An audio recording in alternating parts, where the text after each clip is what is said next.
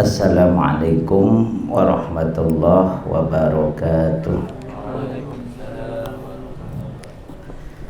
Alhamdulillahi rabbil alamin.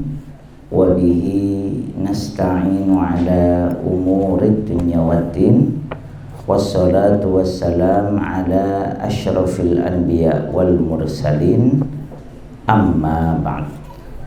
Qala Allah Ta'ala fil Qur'anil Karim, yarfa'illahu alladhina amanu minkum walladhina utul ilma darajat. Wa qala Allah Ta'ala aidan, ya bunayya la tusyrik billah, inna syirka la zulmun azim. Sadaqallahul azim. Bapak-bapak, ibu-ibu, jamaah yang dirahmati oleh Allah, alhamdulillah sore ini kita memanfaatkan jadwal yang biasanya berbincang tentang kitab Al-Hadyu An-Nabawi fi Tarbiyatil Aulad fi Dhaw'il Kitab wa Sunnah. Kita selingi sejenak dengan bedah risalah, bedah buku, judulnya Letaknya di Tangan Ayah, tapi bukunya nggak dibawa. Tapi kalau ada yang mau buku PDF-nya nanti insya Allah dibagikan. Jadi buku itu adalah buku tipis yang ditulis untuk keperluan negara. Bahasa kerennya ngoten nggih. Jadi karena memang waktu itu saya ditunjuk untuk menulis peran ayah dalam mendidik anak. Lalu saya mengajak kakak kelas saya di psikologi GM, namanya Mas Joko Setio Purnomo, untuk nulis bareng, khususnya untuk membuat desainnya yang pas untuk buku ini. Nah, sketsanya lah ya. Nah, Mas Joko itulah yang sekarang kita kenal dengan Ustadz Abu Nada. Nah, ini salah satu bukunya yang kemarin sudah dibedah belum ya? Yang rahasia parenting Nabi Muhammad Sallallahu Alaihi Wasallam. Jadi Ustadz Abu Nada itu yang saya ajak menulis buku Letaknya di Tangan Ayah. Maka nanti kalau di sketsa aslinya itu nanti ilustrasinya dari Ustadz Abu Nada, tapi kemudian oleh pemerintah dengan mungkin pertimbangan teknis mereka, maka kemudian sketsanya dirubah dengan desain mereka sendiri. Nah, karena itulah saya itu kehilangan sketsa yang asli, belum ketemu, dan kemudian yang sudah di-print dari yang versi pemerintah itu juga ternyata saya tadi tengok sudah habis. Jadi dulu sempat mencetak sekian, kemudian ternyata habis untuk beberapa keperluan.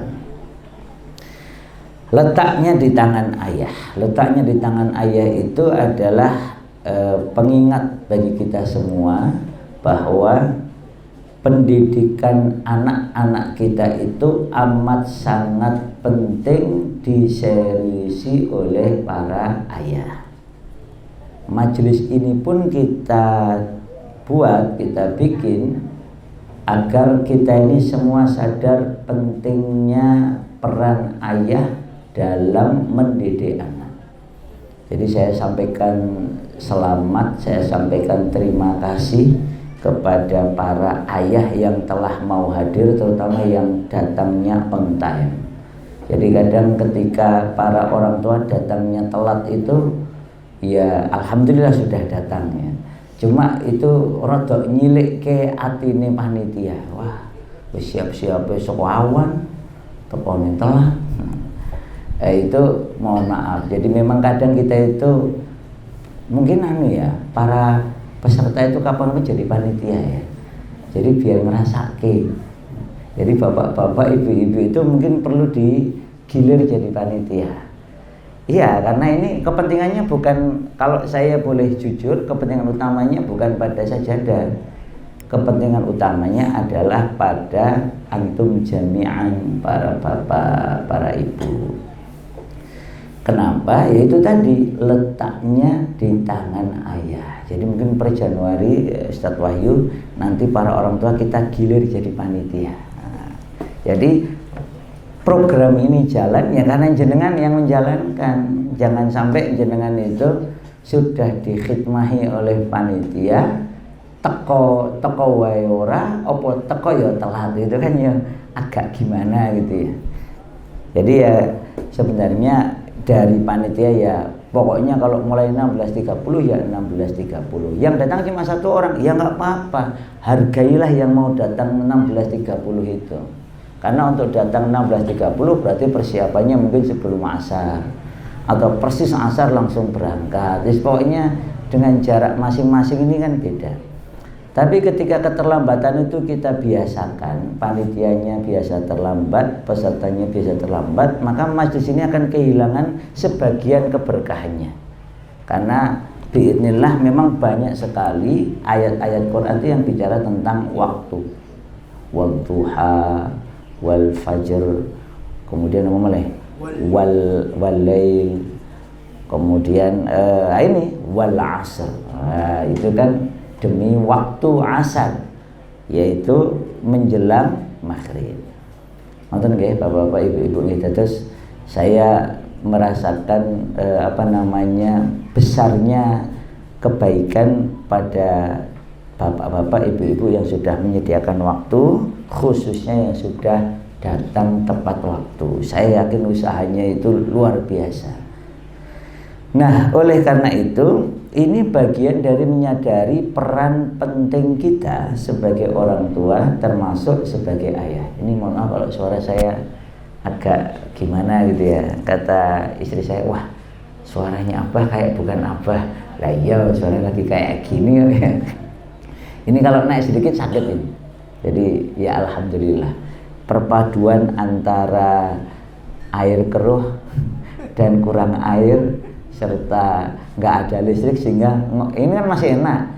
Saya ngomong begini enak. Kalau di sana di pengungsian kemarin itu hampir tiap hari, dari hari Sabtu dari hari Ahad terutama, dari Ahad itu ngisi, wah pewanasnya luar biasa, airnya terbatas.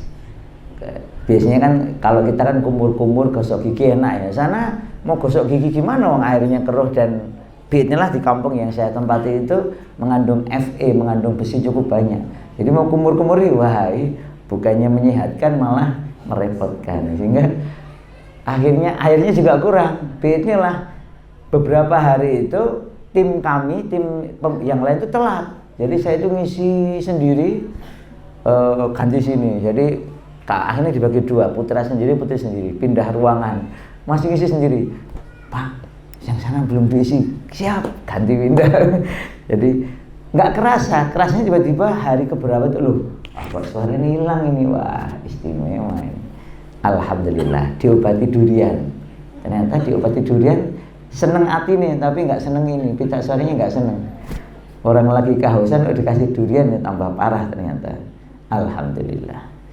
Nah, jadi Bapak Ibu sekalian, maka buku ini diminta oleh negara ya, saya tadi cerita. Memang itu penunjukan, saya jelas-jelas diminta. Ya berarti aneh ya, nanti Pak Fatan tulis tentang ini. Jadi ditunjuk langsung gitu. Wah, saya nggak tahu apa yang menyebabkan saya dianggap mampu untuk bisa menulis tentang peran ayah.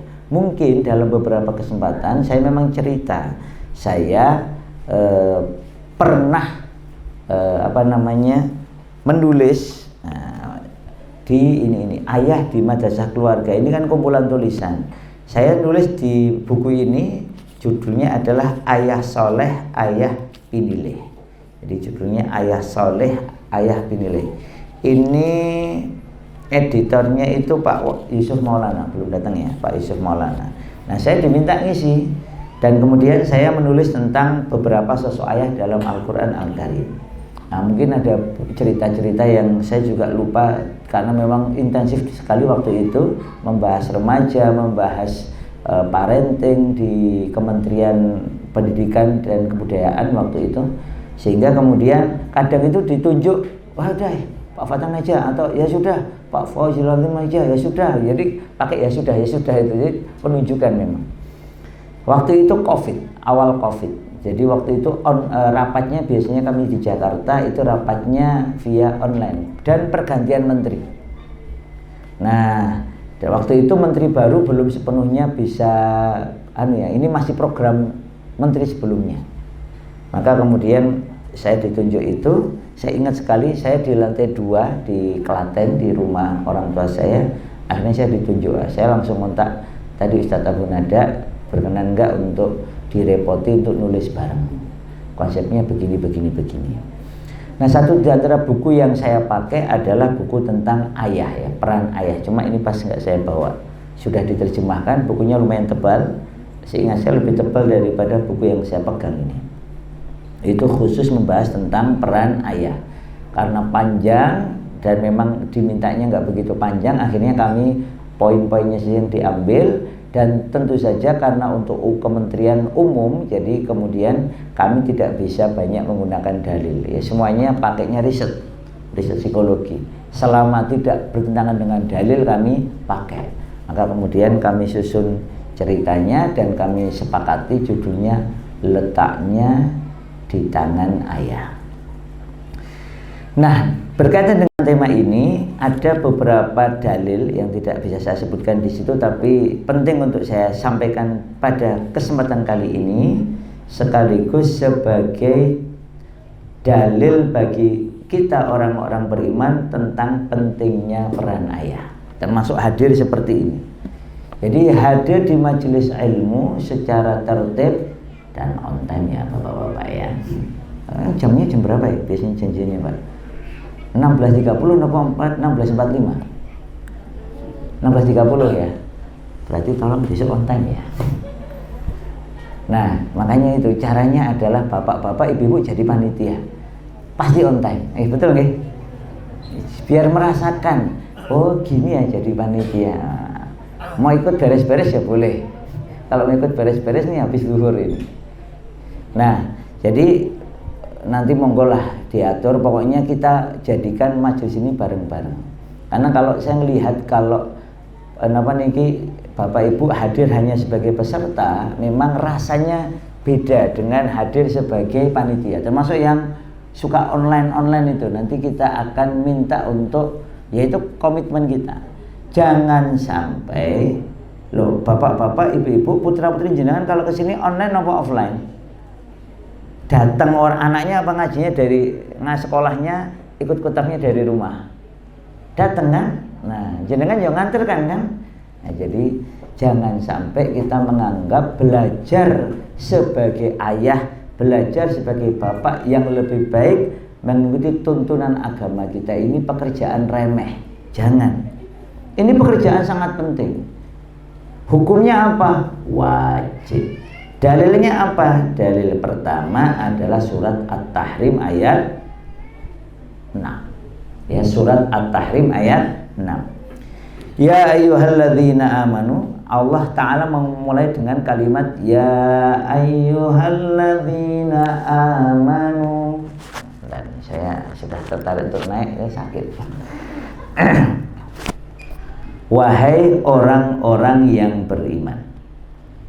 Jadi ada ulama sampai menulis kitab yang mengumpulkan semua ayat yang diawali dengan ya ayyuhalladzina amanu.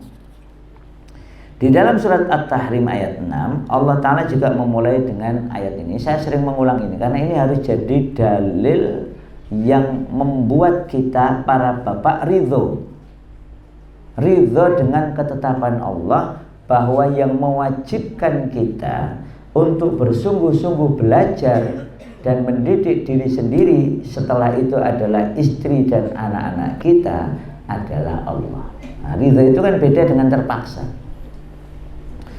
Allah Ta'ala telah wajibkan kepada kita orang-orang beriman untuk apa? Satu di antaranya adalah ku anfusakum wa ahlikum nar.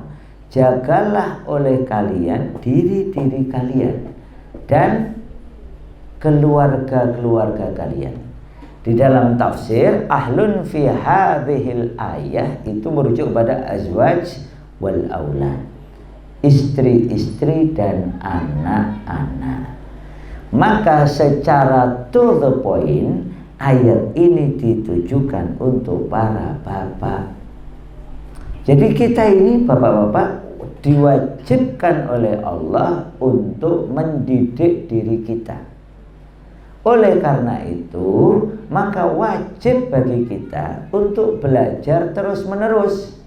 Karena memang dalam prinsip Islam itu thalabul ilmi minal mahdi ilal lahdi.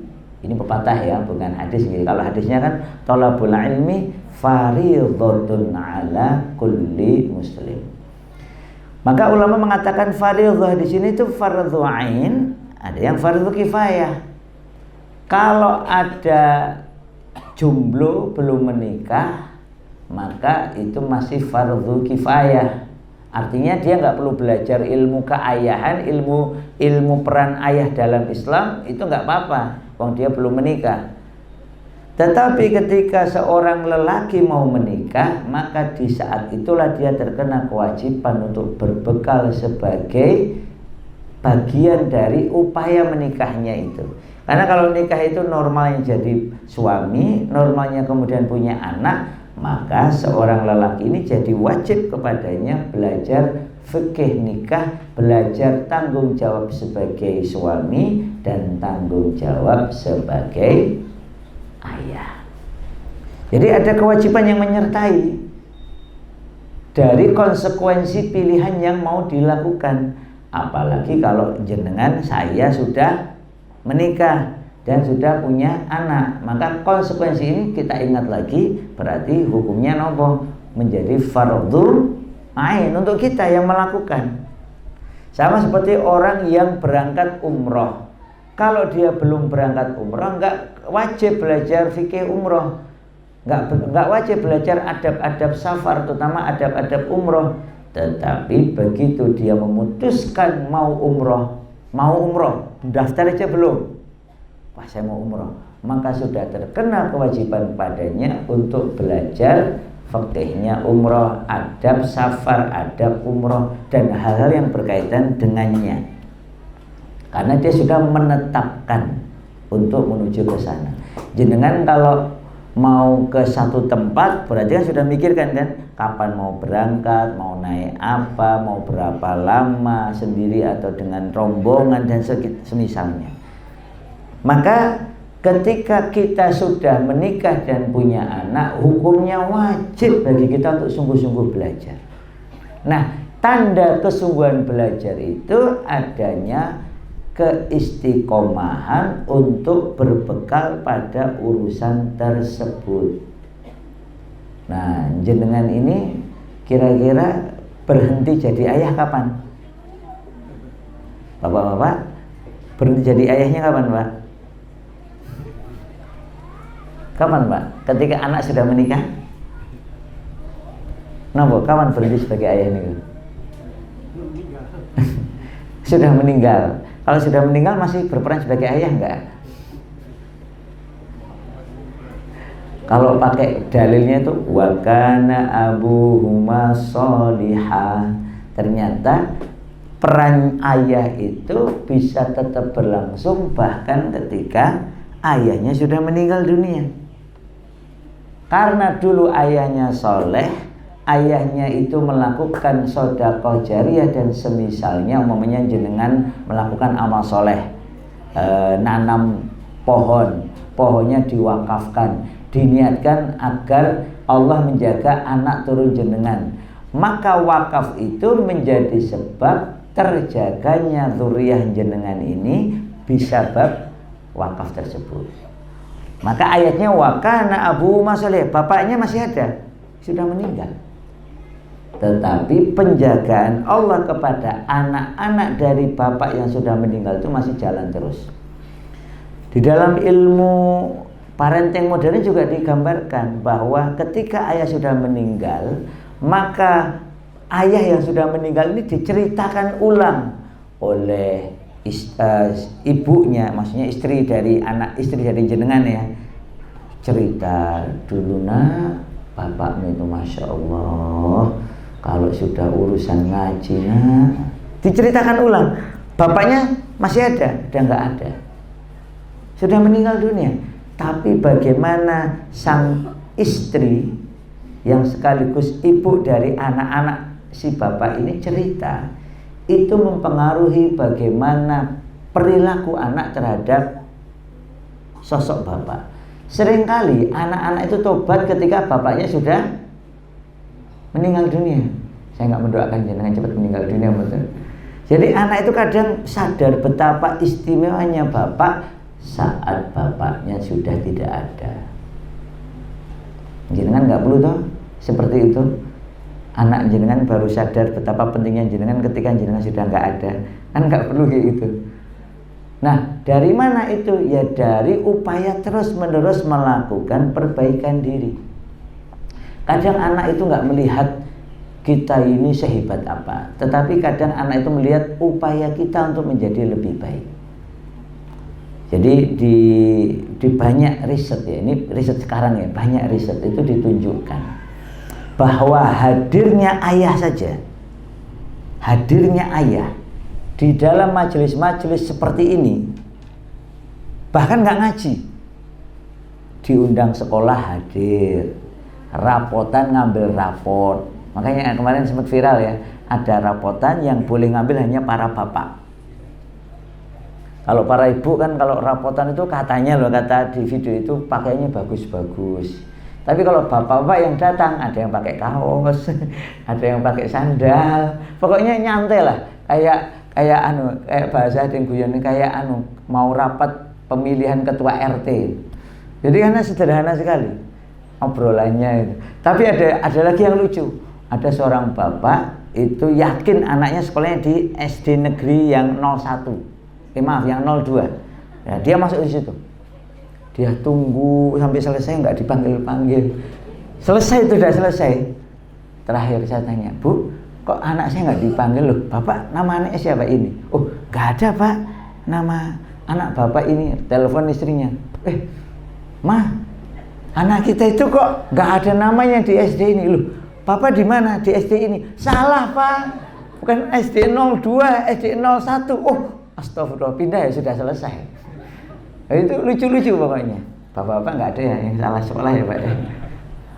Jadi kejadian-kejadian yang unik. Kenapa? Karena bahkan ayah para bapak itu tidak tahu di mana sekolahan itu. Itu kalau dikumpulkan itu ceritanya banyak sekali yang lucu-lucu ya. Tadi ya, yang salah sekolah itu nggak hanya satu orang ternyata, sekian sekolah, sekian bapak. Nah, riset menunjukkan, dan ini dijadikan sebab munculnya waktu itu ya, pembinaan pendidikan keluarga. Salah satu yang dipakai adalah riset-riset yang menunjukkan bahwa bahkan hadirnya ayah sebagai ayah, namanya anak jenengan sekolah di sini, lalu jenengan hadir di sini sebagai ayah, bukan sebagai guru, bukan sebagai tetangga sajadah, bukan sebagai pengikut kajian sajadah, enggak, sebagai ayah. Itu meningkatkan satu, prestasi anak. Jadi menarik. Jadi prestasi anak itu meningkat karena kehadiran ayah. Mohon maaf, rada muter-muter kan? Apa hubungannya? Ternyata setelah diteliti, karena anak yang merasa ayahnya mau hadir itu merasakan kebanggaan dan kemudian melipat gandakan kesungguhan si anak ini dalam berproses menjadi thalib, menjadi thalibah, menjadi penuntut ilmu. Jadi jenengan hadir kayak gini nih, jangan dikira sepele. Itu ternyata efeknya panjang sekali. Mungkin nggak kerasa bagi Anda, mungkin malah repot ya. Kesel repot ini sekolahan barang. Tetapi bagi anak itu istimewa. Makanya dulu ini saya sampaikan ya, karena programnya sangat bagus dan ini basisnya riset. Pak Anies Baswedan itu setelah mengumpulkan riset itu kemudian membuat program, yaitu mengantar ayah, kalau bisa ayah ikut mengantar hari pertama anak sekolah. Jadi hari pertama anak sekolah itu kalau bisa diantar kedua orang tua dan ayah ikut. itu beda efeknya dalam perjalanan selama 1 tahun pengajaran. Padahal cuma nganter. Apalagi kemudian ayah hadir dalam majelis majelis keayahan, termasuk majelis seperti ini, itu beda sekali. Atau kita mau teliti tapi jangan siap mental kalau risetnya. Ini karena saya baca risetnya. Ya karena tadi ya dalam rangka menulis letak tentang kan saya banyak sekali baca riset. Kayak gini. Selain yang pakai kitab. Kenapa harus pakai referensi Islam juga? Ya karena riset-riset ini harus kita timbang. Kami timbang dengan dalil syar'i. Kalau bertentangan ya nggak kita ambil. Tapi kalau sesuai ya berarti ini adalah hikmah dari dalil dalam bentuk riset-riset ilmiah. Nah, riset itu sangat menakjubkan bahwa ternyata kehadiran seorang ayah, dan ini perlu dipahami terutama oleh para istri ternyata. Jadi kemudian riset yang lain menunjukkan istri-istri atau ibu-ibu dari si anak yang memahami pentingnya peran suaminya sebagai bapak, lalu mendorong, mendukung, lalu mengajak dan memastikan ayah hadir bukan hanya di rumah tetapi di sekolah. Karena ini kepentingannya pemerintah waktu itu kan untuk melihat efek ayah hadir di sekolah, efek ayah hadir mengantar anak, efek ayah-ayah, bapak-bapak yang hadir di majelis-majelis sekolah. Ternyata itu meningkatkan satu tadi ya, prestasi anak. Yang kedua, emosi positif 3 pihak. Yang pertama adalah ayahnya sendiri. Saya mau tanya, kira-kira nek jenengan hadir seperti ini dengan tidak hadir, itu kira-kira jenengan tuh lebih bisa berperan baik dan optimal ketika hadir seperti ini atau ketika tidak hadir? Nek menurut jenengan piyambak, bandingkan sendiri. Anak saya kan di sini semua. Saya itu waktu itu juga baru ngeh ya. Ketika ada komentar gini, anak pertama saya 3 SMA, anak kedua saya 2 SMA, anak ketiga saya kan sering kayak di Sumatera ditanya juga, di mana Ustaz anak-anaknya? Saya terjawab di rumah saja ada. Di tempat sendiri? Iya. Sampai ada seorang ustadz senior juga di Sumatera Utara itu tanya, gimana cara mondokkan anak di sini? Saya waktu itu agak-agak enggak. Iya. Jadi kan umum ya, kalau kita punya anak kita sekolah di tempat lain kan umum ya. Walaupun kita punya lembaga ya. Tapi saya juga baru sadar, iya ya. Kok anak saya baik-baik saja sekolah di sini ya. Ya walaupun belum ditanya anak-anaknya ya, jangan perlu tanya anak itu. Tertekan nggak sekolah di sini? Lah kan saya di sini, ibunya juga di sini. Tapi saya juga baru nyadar, iya ya, kok anak saya kok yang mau-maunya ya sekolah di sini ya. Maksud saya anak pertama sampai SMA ya di sini. Anak nomor 2 itu sempat mau, dan saya nggak ada masalah, saya antarkan waktu itu. Mau kemana? Ke sini. Abah antar, Abah temukan sama. Jadi saya telepon ustadznya, Ustadz ini anak saya mau tertarik mondok di tempat jenengan. Boleh kami berkunjung? Saya berkunjung, saya antar langsung. Saya ajak diskusi dengan ustadznya. Habis itu ustadznya ngajak muter pondok pesantren. Gimana nak? Saya tanya. Insya Allah bagus bah. Ya sudah, kamu tanya sama ustadznya. Apa syarat untuk diterima di situ? Jadi sudah saya antar langsung. Kemudian saya juga tunjukkan macam-macam pokoknya, enggak saya halangi. Alhamdulillah yang nomor 2 balik-balik tetap di sajadah. Yang nomor 3 juga kelihatannya kalau nggak di sini ya paling ke Darussujuk. Nah, nanti Nanggulan. Ya alhamdulillah. Tetapi kadang bagi sebagian orang itu aneh. Kok mau ya anaknya tetap di situ ya? Saya juga mikir kok mau juga ya anak saya pada di sini ya. Tapi ya ala kulli hal itu kan pilihan saja. Tetapi saya merasakan bahwa kehadiran saya sebagai ayah itu penting. Saya terlibat dalam segala hal-hal yang berkaitan dengan sajadah semampu saya, termasuk ini. Jadi keputusan mengapa ini rutin tiap pekan itu sebenarnya adalah upaya saya secara pribadi sebagai ayah untuk hadir di sini. maupun jenengan-jenengan ini nanti. Pak Wahyu itu kan putranya insya Allah masuk kutab besok ya. Jadi beliau juga akan hadir sebagai orang tua di sini. Saya juga mendorong istri saya, nggak boleh nggak hadir, minimal 2 kali dalam sebulan harus hadir sebagai ibunya anak-anak kita yang biidznillah nomor 3 dan 4 kan ikut kutab sajadah. Ya hadir di sini sebagai orang tua, bukan sebagai guru. Jadi kalau saya hadir di sini nih Bapak Ibu, itu sebenarnya saya itu hadir juga sebagai bapak, agar anak saya tahu bahwa saya ini juga hadir di sini sebagai bapak. Makanya kalau bisa hadir ya hadir. Makanya kalau diminta ngisi, kalau enggak cuma di Jogja gitu saya tolak. Tapi kalau kayak kemarin karena tugas dan tidak hanya sehari, memang dalam sekian hari ya mau nggak mau saya berangkat ke Sumatera itu. Nah, dados jamaah sekalian, surat At-Tahrim ayat 6 itu tolong diingat baik-baik. Itu adalah perintah Allah langsung kepada para ayah. Nah tadi ketika jenengan hadir seperti ini, itu efek pertama kepada diri sendiri. Risetnya begitu. Jadi ayah yang bisa hadir sebagai ayah, sebagai bapak di sekolah anak-anaknya, itu ternyata menjadikan dia secara mental itu menjadi lebih, saya ternyata bapak yang bertanggung jawab. Jadi perasaan, saya melaksanakan tanggung jawab kebapaan saya, itu penting. Makanya saya sampaikan, jenengan yang hadir secara langsung di majelis ini, wong tempatnya maksudnya jarak dari rumah nggak begitu jauh. Itu ternyata efek pertama itu buat jenengan piyambak, bukan buat orang lain lagi. Yang kedua itu bagi istri.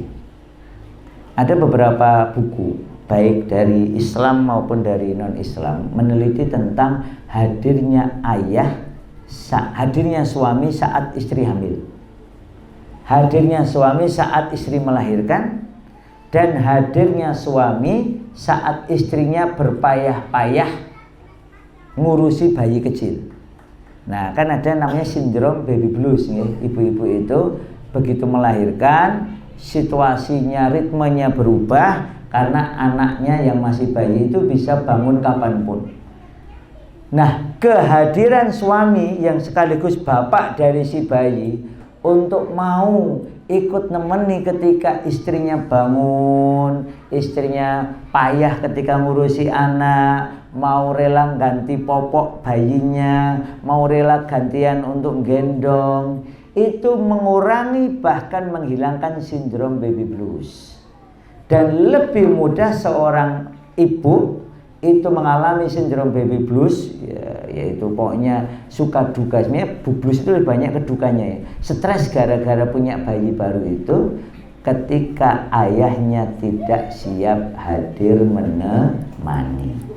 Begitu pula ketika anak itu kemudian sekolah, maka kesiapan bapak untuk ngantar, jemput, untuk hadir, ngambil rapot. Udah rapotan belum? Besok yang suruh ngambil bapak-bapaknya aja ya. Ibu-ibunya nggak boleh. Ibu-ibunya nggak boleh ikut masuk. Nah, jadi biar bapak-bapaknya, kecuali ada uzur syar'i. Namanya uzur syar'i ya beda lagi. Nah, kalau nggak ada uzur, yang hadir bapak-bapak. Umpamanya loh ya. Itu sebagai bagian dari menaikkan peran ayah. Karena kan kita tahu ya kan, panitia punya data siapa yang hadir rutin, siapa yang kadang hadir, siapa yang kadang tidak, siapa yang jarang hadir, siapa yang belum pernah hadir, kan ada datanya. Dan saya memang minta, kenapa ya, kita perlu meriset. Karena bukti-bukti risetnya menunjukkan bahwa ketika ayah mau hadir seperti majelis ini, itu baik bagi si ayah, baik bagi si ibu. Karena ibu itu merasa, alhamdulillah suamiku, ayahnya atau bapaknya, anak-anakku mau ikut hadir, menunjukkan tanggung jawab belajar. Sehingga ketika diskusi itu diskusinya nyambung, karena diskusinya diskusi hasil belajar. Belajarnya harus pakai standar syar'i.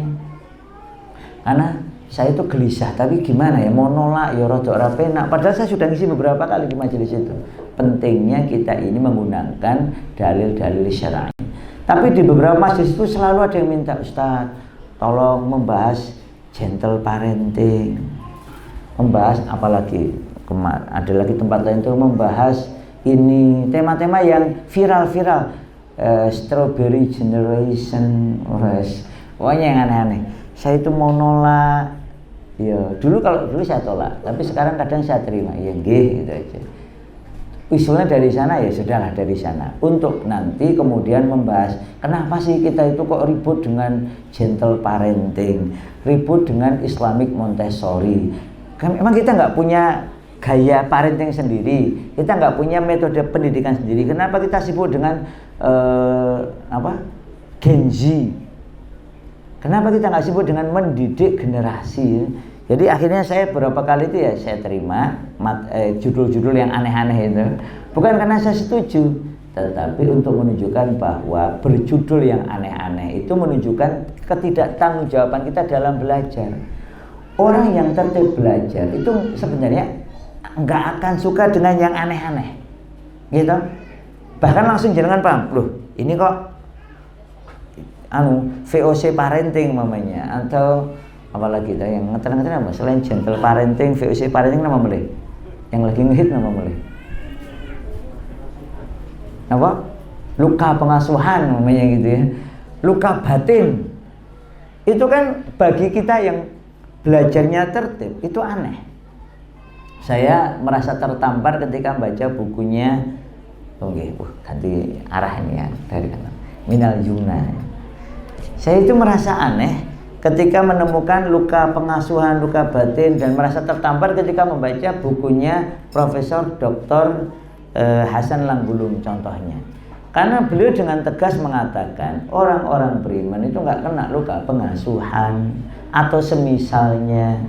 Yang sibuk dengan masa lalu masih belum bisa memaafkan masa lalunya, sibuk mengenang dendam, mengenang luka.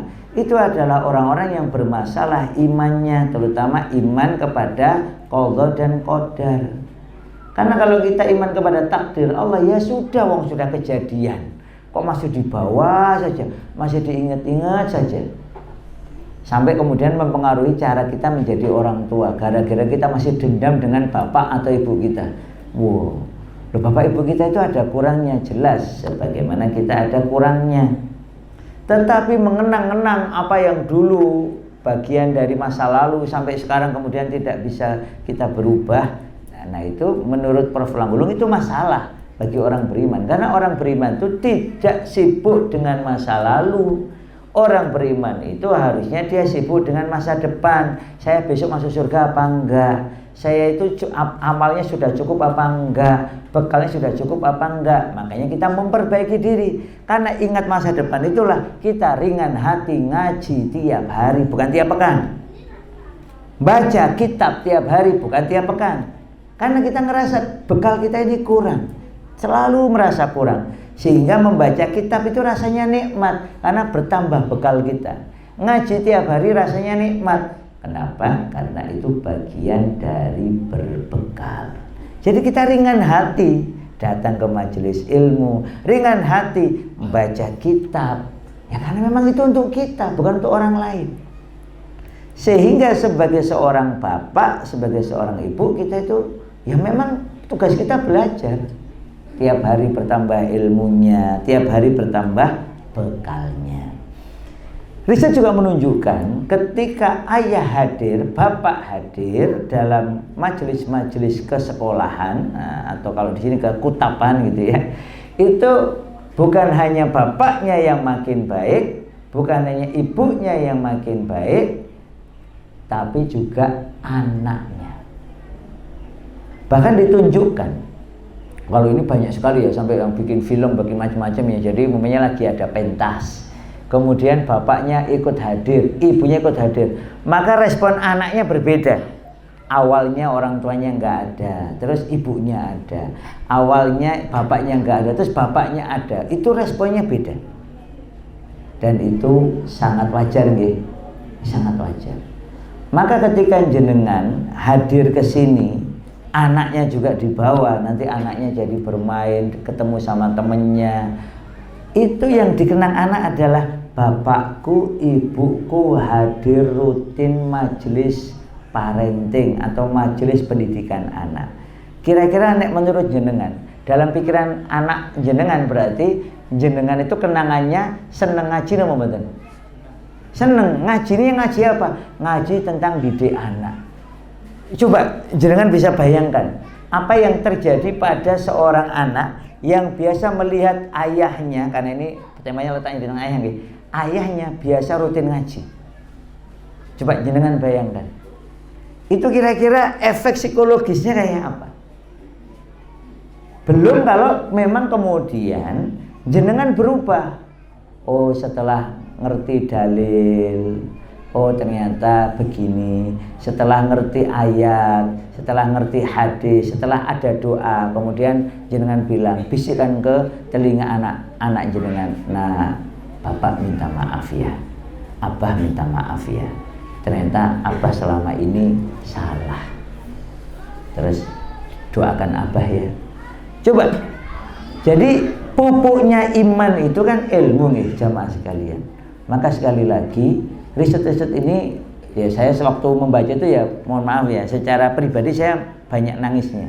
Maksudnya banyak nangisnya itu kelingan saya juga, oh ya Allah, saya itu juga ternyata banyak kurangnya, banyak salahnya. Maksudnya masalah nada bicara, masalah bertanya, masalah berdialog.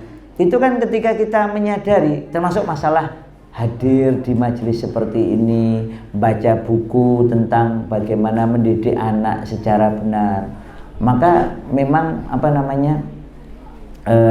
ilmu itu kemudian membantu kita untuk berperilaku yang lebih tepat, yang lebih sesuai dengan apa yang diminta oleh Allah Ta'ala. Mohon maaf, suara makin redup ini. Tandanya saya sudah harus berhenti.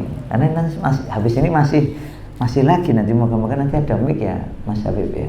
Ini sudah berusaha, kemarin dapat masukan pakai merica. Alhamdulillah.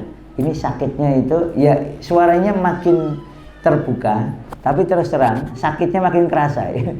Saya nggak tahu. Jangan pernah kalau kayak gini pakai merica. Saya nilai itu awalnya nggak sakit, tapi nggak tahu kenapa setelah merica itu enak memang awalnya. Tapi kemudian sini jadi sakit. Ini kalau saya pegang ini sekarang sakit ini. Kalau kemarin itu suaranya hilang tapi sininya nggak sakit. Nah ini biidznillah, nggak tahu apakah campuran antara merica dengan durian itu. Karena kemarin makan durian sehingga terus ini kok. Yang jelas ini saya tahu nggak boleh makan gorengan. Itu saya tahu persis.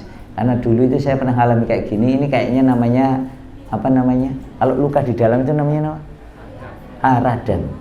Kalau radang itu nggak boleh es, nggak boleh gorengan, nggak boleh pedes, akeh banget ya, nggak boleh kerupuk. Nah itu saya langgar semua kemarin. Wah di mana-mana gorengan. Nah kemarin itu, ya itu tadi namanya orang itu kalau tidak tidak tertib itu. Saya makan 2 pisang goreng, 1 tempe. Untung pesannya saya sudah mie rebus, tapi ya tetap ya alhamdulillah ala kulli hal. Ngoten nggih Bapak-bapak, Ibu-ibu sekalian. Jadi At-Tahrim ayat 6 saya tambahi dengan surat ke-30 ayat 30. 2 ayat ini, 2 ayat yang belum pernah tidak saya temukan di kitab-kitab. Jadi ketika ada kitab membahas tentang tanggung jawab mendidik dan tentang pendidikan Islam, 2 ayat ini belum pernah kecuali saya temukan. At-Tahrim ayat 6, kemudian Al-Rum ayat 30. Itu 2 ayat yang di sini ketemu, di sana ketemu, di kitab-kitab ketemu semua. Jadi kitab-kitab yang pembahasannya lumayan detail itu 2 ayat ini selalu muncul. Nanti biasanya yang Ar-Rum ayat 30 gandengannya dengan hadis tentang al-fitrah. Baik yang min mauludin riwayat Imam Al-Bukhari atau yang kullu mauludin riwayat At-Tirmidzi. Jadi 2 ayat ini selalu muncul menjadi pengingat bagi kita. Ternyata untuk menjaga fitrah anak itu sang bapak harus mendidik anaknya dengan cara Islam. Karena bunyi awal dari surat Ar-Rum ayat 30 adalah fa'aqim wajhaka lidini hanifan. Jadi memang nggak bisa kita didik anak dengan metode psikologi saja, nggak bisa. Psikologi itu hanya bisa dipakai kalau sesuai dengan Islam. Jadi to the point sekali. Makanya saya itu kadang rodok males kalau suruh bahas metode-metode aneh-aneh parenting itu. Karena kita ini waktu kita itu saja nggak cukup untuk membahas kitab-kitab para ulama. Kok kita sibuk dengan metode pendidikan yang ini, metode parenting yang itu, generasi ini itu, sampai kita lupa bahwa Quran punya istilah untuk generasi anak-anak kita, untuk remaja kita. Sampai kita lupa bahwa Rasulullah SAW itu punya metode mendidik anak dan juga metode mendidik remaja. Insya Allah akan kita lanjutkan membahas kitab Al-Hadi An-Nabawi fi Tarbiyatil Aulad di pekan berikutnya. Ini juga bagian dari tahadduts bin nikmah ya terhadap sajadah fair, bahwa alhamdulillah sampai hari ini program-program sajadah berlangsung dengan baik, termasuk bedah buku harian. Nah ini sore ini kita manfaatkan sebagai bedah buku harian karena berbarengan dengan acara kita ini dari Jumat kemarin itu sudah berlangsung Baitul Maqdis Fantastic Camp. Nah, sampai malam nanti besok pagi insya Allah kita hubungkan anak-anak kita yang ikut Baitul Maqdis Fantastic Camp dengan Masjid Jogokarian. Kenapa? Ini amanah dari guru-guru kami, salah satunya adalah Dr. Khalid Al-Awaisi dan Prof. Abdul Fattah, bahwa setelah kita memerdekakan Masjid Al-Aqsa, kita harus bisa membangunnya kembali. Jadi kita harus punya konsep peradaban masjid. Nah, alhamdulillah di dekat kita itu ada satu masjid yang Allah Ta'ala takdirkan sholat subuhnya sudah seramai sholat Jumatnya. Yang peradaban masjid itu mempengaruhi warga sekitar. Karena nanti Rasul menggandengkan peradaban masjid dengan peradaban pasar. Peradaban masjid harus bisa melahirkan pasar-pasar yang ikut masjid. Peradaban pasar sebaliknya yang menjadikan masjid maupun pemerintah maupun lembaga pendidikan ikut gaya pasar, kapitalistik, opo-opo dihitung karo duit. Nah, itu peradaban pasar. Sekarang kita sudah melihat ada sekolah gayanya pasar, wani piro. Kalau wani bayar semene, nah, baru dapat pendidikan yang berkualitas. Maka sajadah memutuskan sajadah ikut peradaban masjid. Jenengan nggak perlu bayar dengan uang, tetapi jenengan membayar dengan kesungguhan. Dan peradaban masjid itu beda dengan peradaban kampus. Makanya kata para ulama, ini guyonan ulama, tapi keren itu guyonan ulama. Alumni masjid jami' itu beda dengan alumni jami'ah. Jami'ah itu kampus. Sebagaimana lelaki beda dengan perempuan. Karena kalau lelaki itu harus enggak Pak? Bapak-bapak ada libur sholat mboten Pak? Nggak ada. Jadi bapak-bapak nggak boleh ada libur sholat, nggak ada libur memakmurkan masjid. Masjid itu 24 jam harus nyala, harus hidup peradabannya. Itulah peradaban masjid. Peradaban kampus ono libure, ya kan? Jangan tanya, nggak ada kampus yang nggak ada liburnya. Pasti ada liburnya. Libur akhir semester. Masjid nggak ada libur. Minimal 5 kali sehari. Siapa yang menghidupkan? Bapak-bapak siap jadi imamnya, siap jadi khotibnya, siap jadi muadzinnya.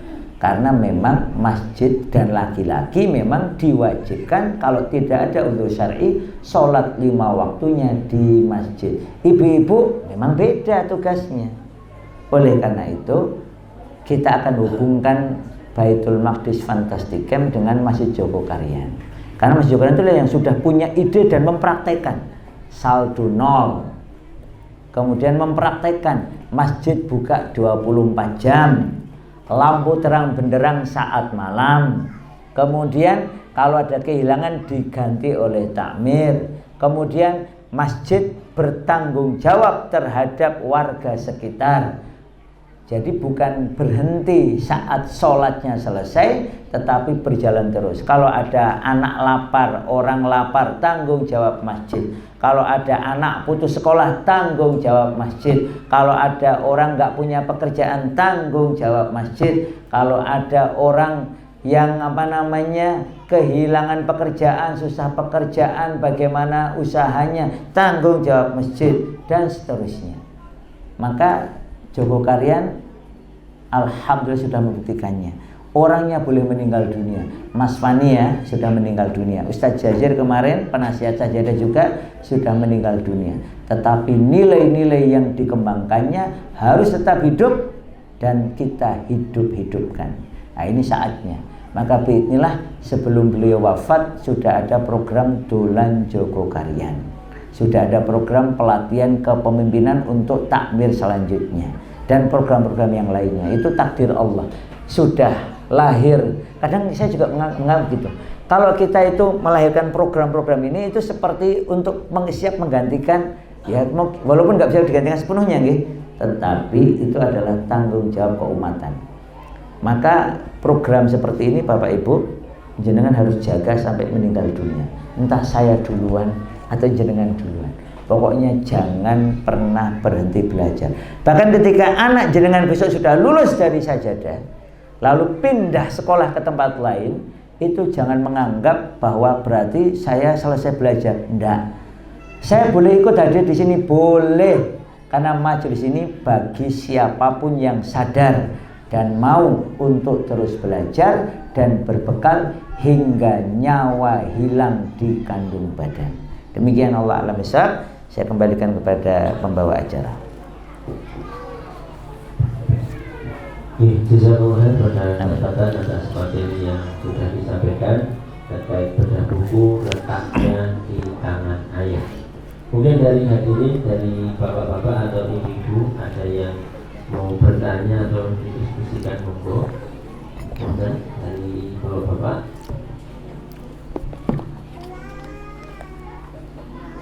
Dari ibu-ibu ada yang mau ditanyakan? Oh, monggo. Pak Abdul. Waalaikumsalam warahmatullahi wabarakatuh. Ini sebenarnya juga ada titipan pertanyaan juga berkaitan dengan sosok ayah ini. Apakah ayah yang dimaksud itu ayah kandung atau juga misalnya ada seorang yang punya ayah tiri. Nah, kebetulan waktu itu ada yang sempat menanyakan hal ini.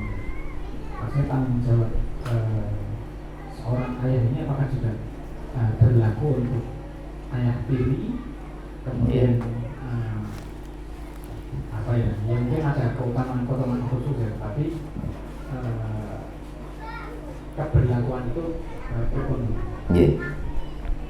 Secara langsung ini tanggung jawab ayah kandung. Ya, jadi ketika ada perintah ku anfusakum wa ahlikum naro, itu memang to the point yang ditunjuk langsung adalah ayah-ayah kandung, bapak-bapak yang karena pernikahan kemudian lahirlah anak dari pernikahan tersebut. Maka anak-anak yang lahir dari pernikahannya dengan yang kemudian jadi istrinya atau ibu dari anak-anaknya itu adalah yang dimaksud secara langsung, to the point. Kemudian ketika peran ayah kandung ini tidak berjalan dengan baik, maka kan dia sudah terkena ketetapan Allah. Dia terkena hukuman kalau nanti dihukum ya, atau dia dapat pahala karena ketaatannya, kesungguhannya didik anak. Nah, kemudian anak ini kan perlu kita selamatkan. Nah, kalau anak ini bagian dari anaknya yang sekarang ya. Kalau anaknya ini perlu kita selamatkan, maka kemudian kita membangun satu masyarakat, satu sistem sosial agar anak-anak yang bapak kandungnya tidak bertanggung jawab ini tetap terurus dengan baik. Nah, majelis-majelis seperti ini itu bagi saya adalah cara kita untuk membangun sistem sosial agar bapak-bapaknya disadarkan, agar ibu-ibunya sadar bahwa para ibu itu wajib mengingatkan para suaminya ini untuk terlibat, untuk ngaji secara serius, berbekal sampai meninggal dunia. Nggak ada urusan mau simbah. Makanya ketika saya ngisi, karena saya pernah didatangi serius ini, jadi ini majelis mak-mak sugih kira-kira gitu ya, sosialita itu. Tiba-tiba saya sudah di mobil, dicegat mobil saya itu, diajak ngobrol. Jadi mesin sudah saya nyalakan, masih sudah selesai. Ustaz, saya mau tanya dulu. Ternyata simbah protes dia. Protes anaknya nih, anaknya yang salah, saya yang diprotes, repot juga itu. Anak saya itu gini, saya dengerin mesin nyala, ini saya matikan. Setengah jam tapi ya alhamdulillah. Terus gimana? Saya bilang, Ibu, tanggung jawab anak jenengan yang sudah jadi ibu dan jadi bapak itu tetap berlaku. Tapi jenengan sebagai nenek juga tetap berlaku untuk belajar. Karena waktu itu dia cenderung menyalahkan anaknya dan mantunya yang nggak mau ngaji kayak beliau itu. Ya udah, jenengan juga tetap sama, karena berarti anak jenengan kayak gitu kan juga tanggung jawab jenengan. Jenengan wajib mengingatkan, jenengan tetap ngaji, bahwa nanti anak jenengan nggak mau mengikuti saran jenengan sudah terbebas dari tanggung jawab mengingatkan. Nah, karena tadi itu ya, beliau menyalahkan anaknya yang sudah punya anak tapi nggak mau ngaji tertib. Ya berarti sama, berarti kita perlu membangun satu sistem agar para bapak ini sadar dengan tanggung jawabnya, lalu mau ngaji tertib, baik ngaji seperti ini maupun membaca buku-buku secara mandiri, sehingga bertambah hari bertambah ilmunya. Karena kita nih bapak-bapak ya kan perlu murojaah, betul sama betul. Kita sudah, saya sudah khatam kitab itu, saya sudah, kalau ini saya sudah hafal di luar kepala. Hafal di luar kepala berarti sudah lupa, karena sudah di luar kepala. Saya pribadi harus mengakui saya itu perlu murojaah. Saya sudah baca kitab ini lama, tapi perlu murojaah. Maka saya suatu kali ditunjukkan Ustadz Fadjil Nazim, ulama-ulama yang membaca satu kitab 100 kali, langsung lemes. Iya ya. Baru ping 10 sudah gaya. Ini loh ulama zaman dulu 100 kali, ada yang 1000 kali. Wah, tambah lemes lagi, ya Allah. Jadi ulama-ulama itu ketika ketemu buku yang sangat penting, itu biasa mereka murojaah 100 kali, 1000 kali. Kenapa? Karena ini kitab penting. Jadi sekali lagi, membangun sistem itu penting untuk menyelamatkan bukan hanya akhirnya, bukan hanya bapaknya, bukan hanya ibunya, tapi generasi kita ini, anak-anak ini. Nah, bagaimana dengan ayah-ayah tiri? Ya sama. Ketika seorang ayah menikahi seorang janda yang sudah beranak, maka dia harus sadar bahwa anak dari janda itu juga menjadi tanggung jawab dia untuk dia didik. Maka dari kemarin ini terakhir ya, saya akhirkan. Ada satu negara bermasalah, namanya Amerika Serikat. Lalu diteliti, ada satu kompleks yang hitam, black apa nyebutnya mereka, bukan hitam dalam makna kulitnya, tapi dalam makna gelap, dark berarti ya, dark society ya. Jadi wilayah yang gelap, yang penuh dengan masalah, pembunuhan, narkoba, teen mothers, ibu-ibu yang melahirkan tidak jelas bapaknya siapa, usianya belasan. Itu kemudian diteliti, di antara anak-anak itu setelah long itu dari 20 tahun lagi, 30, siapa yang selamat menjadi anak-anak yang tetap baik, padahal broken home, bapaknya nggak jelas, ibunya kadang juga meninggalkan dia. Siapa yang selamat?